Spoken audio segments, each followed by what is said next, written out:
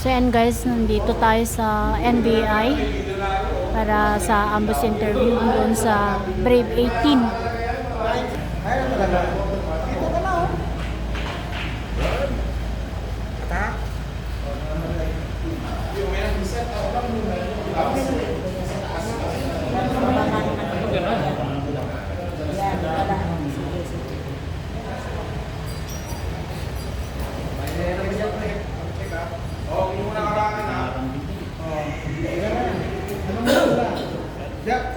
Stop mo dyan.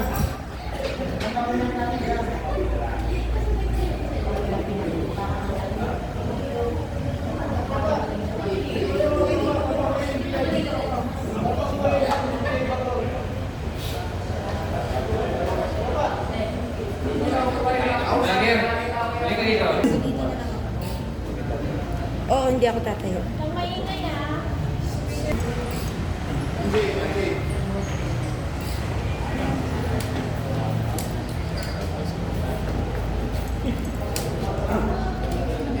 Ayan, eto na guys, palabas na sila. Pwesto mo na, eh. Attorney, attorney, thank you.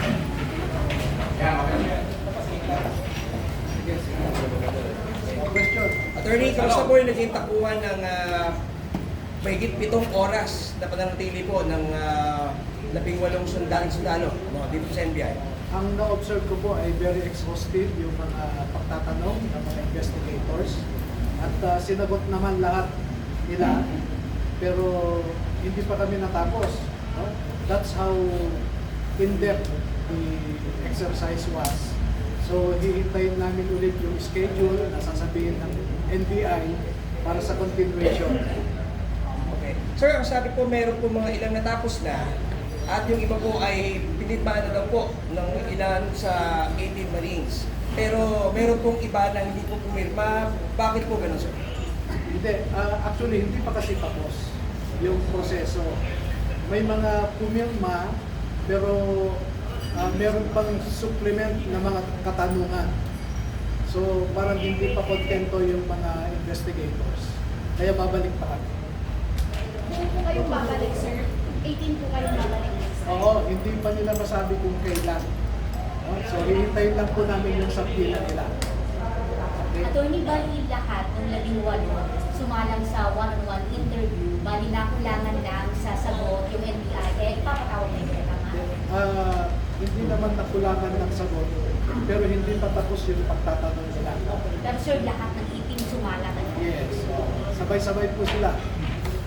Iba-ibang opisina, iba-ibang kwarto. Na-isolate ang bawat isa. So ano yung initial assessment lang ng NBI na mga identification card pa lang yung meron tayo or even pictures nun? Kasi sabi mo di ba wala na si Zaldi dito sa Philippines, so mahirap na kumuha ng certificate of Employment. No? So okay naman sa kanila yun na ano yung initial lang na reaction? Yun yung isang hurdle namin dahil yung contract, certificate of employment, mahirap makakuha dahil wala na si Saldico. So yung ID naman nila ay kinonfiscate noong na-terminate sila last December 30, yung iba January 18. No? Pero may mga ipinakita kaming ibang mga pruweba na empleyado talaga sila ni Saldico.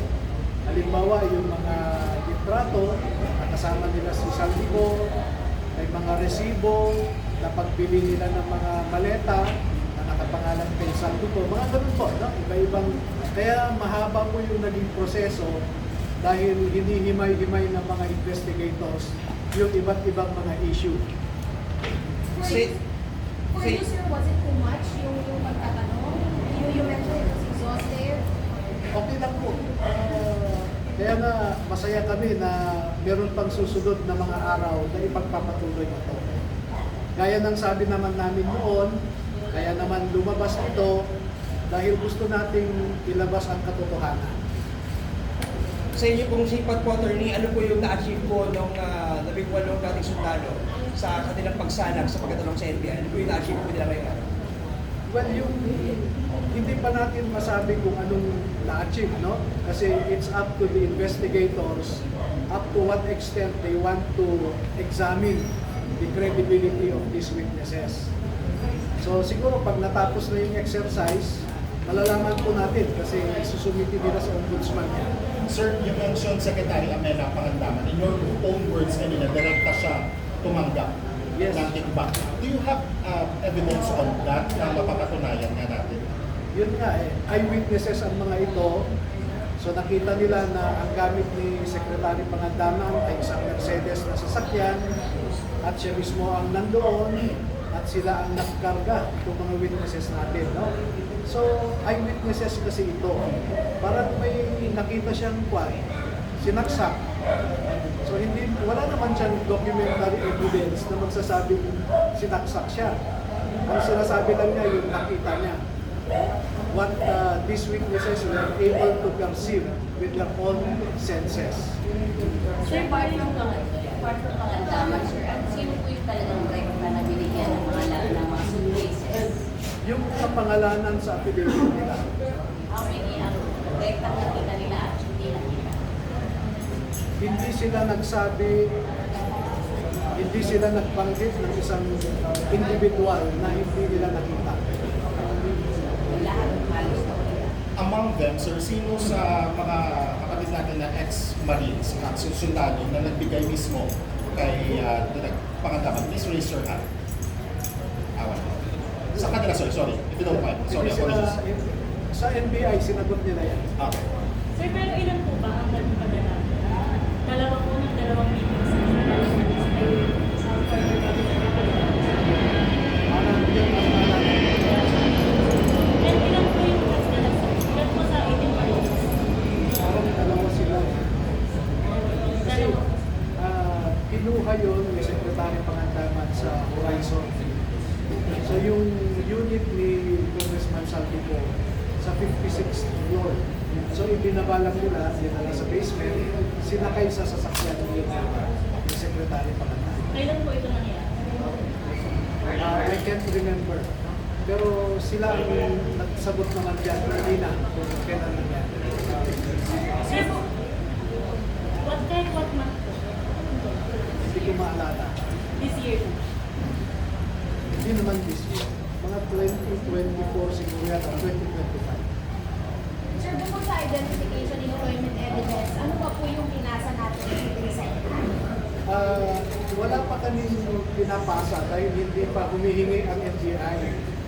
Sabi ko nga kanina, tinitingnan ko yung sakpina nila, ang dami nilang hinihingi ng mga pictures, chat, screenshots, pero hindi nag-dwell yung questioning doon sa hinihingi nila. So may mga iba silang tinanong. If you don't mind, sir, ano po yung mga natanong? Ano po yung mga natanong sa inyo? Ako, hindi ko na-monitor lahat dahil mag-isa lang ako. So, iniikot-ikutan ko lang sila. At saka pinabayaan ko actually ang FBI. May time nga na nakaupo lang ako doon, nagbabasa, dahil pinabayaan ko sila. Hindi ko sinamahan yung mga 18. Sir, isa daw doon sa maleta delivery nangyari pa sa panahon ni former Speaker Velasco under Duterte administration thereafter. Yun ang pinagtatakahan ko. Dahil hindi pa namin sinusumite yung original ng mga pictures na siyang susuriin ng NBI. Makikita mo naman sa metadata ng photo. At sigurado ako yung binabanggit nila hindi nangyari ng time ni Duterte. At to be specific, yung sa bahay ni Congresswoman Kimbo, ang binabanggit nila na time pa raw ni Velasco. Ang source kasi ni Ombudsman dyan, if I'm not mistaken, si Congressman Pido Garbin ang nagsabi. Si Pido Garbin naman, narinig ang kwento ni Kimbo. Pero makikita naman nila sa picture later na ang picture, I think, if I remember correctly, September 17, 2022 ang picture. So, pero it's too early for them to say this kasi hindi pa nga nila sinusuri yung picture. Okay. So, salamat po ha. Okay. gutom na kami. Ako, masakit na ulo ko. Kasi hindi pa kami kumakain ng lunch. Honestly. Sir, nasa lang, during your stay at the NBI, you posted something on Facebook na parang people are nagka-canalize doon sa investigation to tag you guys as destabilizers. Ano po yung pinagbubulan mo, sir? May kinalaman po ba to dito sa investigation ng NBI? In fairness sa mga investigators, okay naman sila, no? Pero I received information from the higher ups na I personally tatargetin nila as an active member of a group plotting to destabilize this government, which I find very funny at the very least. Pero yun ang purpose nila, no? Na they will shepherd the investigation towards proving na merong akong involvement sa destabilization. Kaya sinabi ko na kaagad yun. And my source is a reliable military officer. Active military officer na one-star general pa.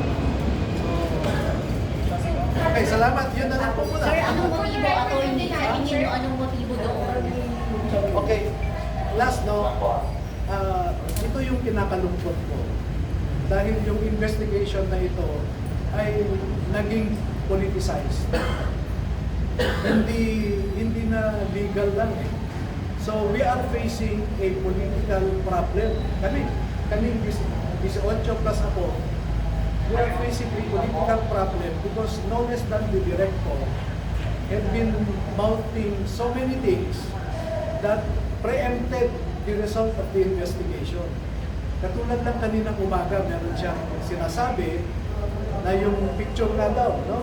Sinasabi rin ni Ombudsman ay Duterte type pa. Hindi pa napatapos itong investigation, di ba? So yun yung worry namin.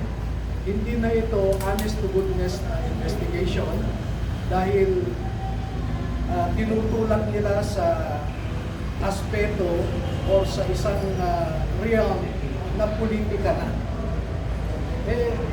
We have no political or even pontifical ambitions. Ang gusto lang namin simple. Makilahok, sumali, umambag para lumabas ang katotohanan sa pagnanakaw sa kaban ng bayan.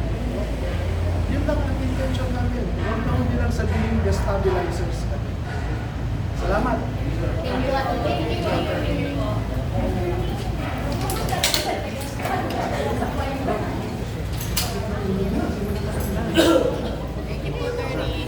Sir, second lang. Thank you.